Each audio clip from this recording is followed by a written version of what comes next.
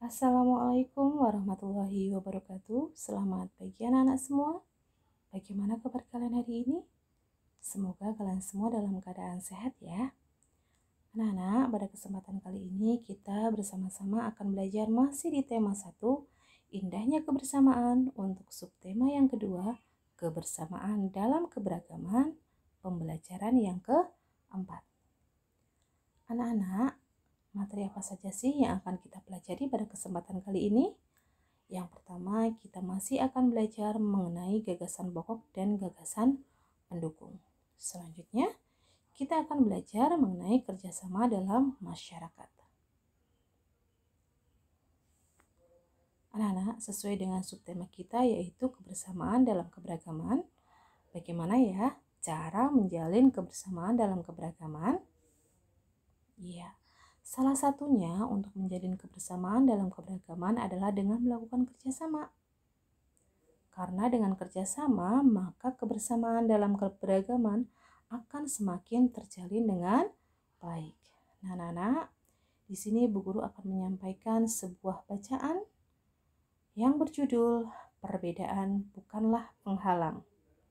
Dalam bacaan ini nanti akan disampaikan kegiatan yang dilakukan oleh Udin dan teman-temannya pada hari Minggu. Kalian perhatikan pada slide yang pertama ini Bu Guru sampaikan ada 2 paragraf dalam bacaan tersebut. Dan selanjutnya dalam slide yang selanjutnya ada 1 paragraf. Jadi pada bacaan tersebut terdapat 3 buah paragraf.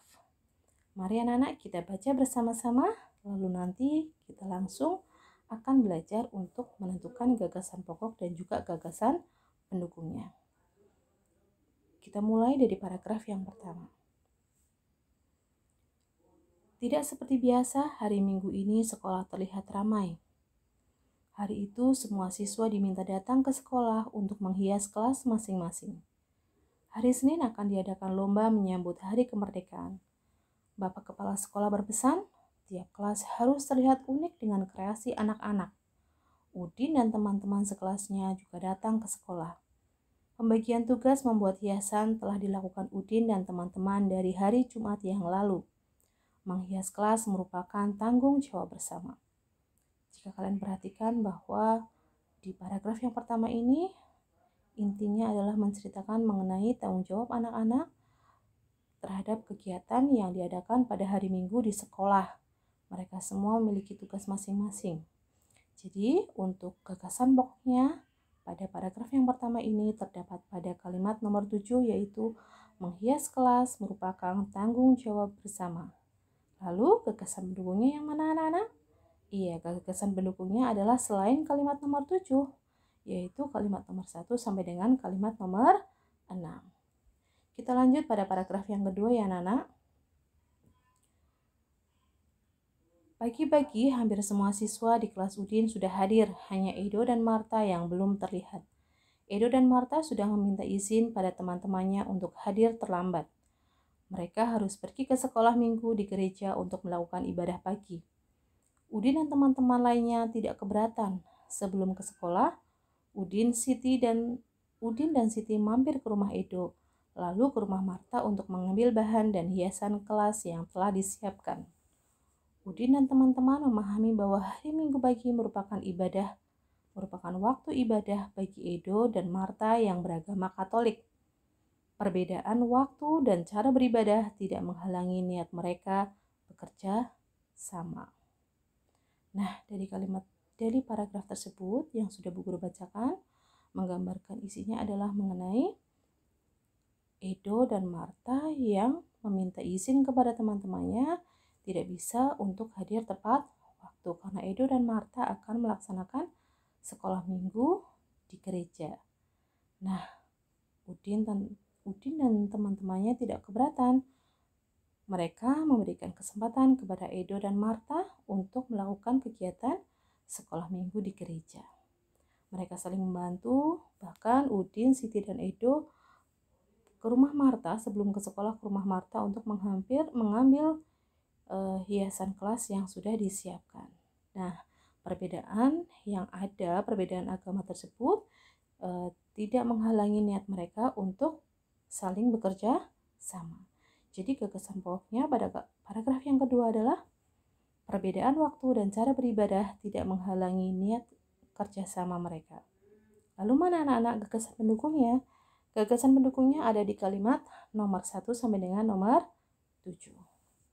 Kita lanjut pada paragraf yang ketiga ya anak-anak. Siang hari sekolah semakin ramai. Kelas-kelas sudah terlihat indah, semarak dengan hiasan merah putih buatan siswa sekelas. Begitupun kelas Udin. Edo dan Marta juga sudah terlihat di antara mereka. Selesai ibadah pagi di gereja, Edo dan Marta menyusul datang ke sekolah. Senang sekali Udin dan teman-teman berbagi tugas. Ada yang menggunting kertas, ada yang naik ke meja untuk menggantung lampion kertas, ada juga yang menghias pintu dengan pita kertas merah putih. Lelah tidak terasa. Ketika tiba waktu sholat zuhur, Udin, Siti, serta teman-teman lain yang beragama Islam menjalankan ibadahnya. Edo, Marta, Dayu, serta beberapa teman lain yang tidak menjalankan ibadah sholat melanjutkan pekerjaan menghias kelas. Menjelang sore, pekerjaan sudah selesai. Kelas Udin sudah terlihat semarak. Walaupun berbeda-beda, bekerja sama selalu menyenangkan. Perbedaan tidak menjadi penghalang untuk bekerja sama. Nah, anak-anak, dari paragraf yang sudah Bu Guru bacakan tadi, itu menggambarkan mengenai kegiatan kerjasama yang dapat berjalan dengan baik walaupun mereka memiliki agama yang berbeda-beda, memiliki waktu ibadah yang berbeda-beda. Jadi, untuk paragraf yang ketiga ini gagasan pokoknya ada di kalimat nomor 14, perbedaan tidak menjadi penghalang untuk bekerja sama. Lalu gagasan pendukungnya adalah kalimat nomor 1 sampai dengan nomor 13. Selanjutnya anak-anak, masyarakat Indonesia sangat terkenal dengan kebiasaan bekerja sama. Bahkan kebiasaan bekerja sama ini sudah menjadi ciri khas dari masyarakat Indonesia. Nah, kita harus bekerja sama dengan siapa saja dan di mana saja. Ya, Nana, ketika kita melakukan kerjasama, kita harus bisa bekerja sama dengan teman ataupun tetangga yang berbeda suku bangsa, berbeda agama, berbeda kebiasaan. Kita harus bisa bekerja sama dengan siapa saja dan di mana saja. Kita harus bisa bekerja sama di lingkungan rumah, lingkungan masyarakat maupun di lingkungan sekolah. Nah, anak-anak, sekarang Bu Guru akan memberikan contoh beberapa kerjasama yang dilakukan dalam lingkungan masyarakat. Yang pertama adalah ronda malam. Nah, ini biasanya dilakukan oleh bapak-bapak yang dilakukan pada saat kegiatan tersebut dilakukan pada saat malam hari. Kegiatan ronda malam ini dilakukan untuk menjaga keamanan lingkungan pada saat malam hari. Nah, selanjutnya ada kerja bakti. Nah, di situ biasanya dilakukan kerja bakti tersebut untuk menjaga kebersihan lingkungan di sekitar rumah, ya.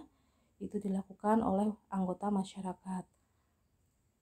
Nah, selanjutnya yang ketiga adalah gotong royong. Di sini ditampilkan gotong royong membuat pos kamling. Jadi di situ bapak-bapaknya melakukan gotong royong untuk membangun pos kamling. Kemudian ibunya ikut bekerja sama dengan menyiapkan air minum dan juga makanan untuk bapak-bapak yang sudah melakukan gotong royong. Selanjutnya anak, di sini ada lagi kerjasama untuk merapikan lingkungan, membersihkan lingkungan. Ya, anak. Dan yang selanjutnya di sini adalah kerjasama untuk memasang bendera ataupun umbul-umbul. Nah, sebentar lagi kan kita akan memperingati Hari Kemerdekaan Republik Indonesia. Biasanya di lingkungan masyarakat kita, di sekitar kita, biasanya akan memasang umbul-umbul, akan memasang bendera-bendera dan juga pengecatan-pengecatan di sekitar jalan. Nah, itu biasanya dilakukan ketika akan mendekati hari kemerdekaan. Nah, itu bisa dilakukan dengan gotong royong sesama anggota masyarakat. Anak-anak, sikap yang harus dimiliki supaya kerjasama dalam keberagaman. Supaya kita bisa bekerja sama dalam keberagaman, sikap apa saja sih yang harus kita miliki? Yang pertama adalah sikap toleransi. Sikap toleransi itu apa, Nana? Iya, kita membiarkan orang lain, kita menghormati orang lain ketika mereka sedang melakukan tindakan. Selanjutnya adalah saling menolong.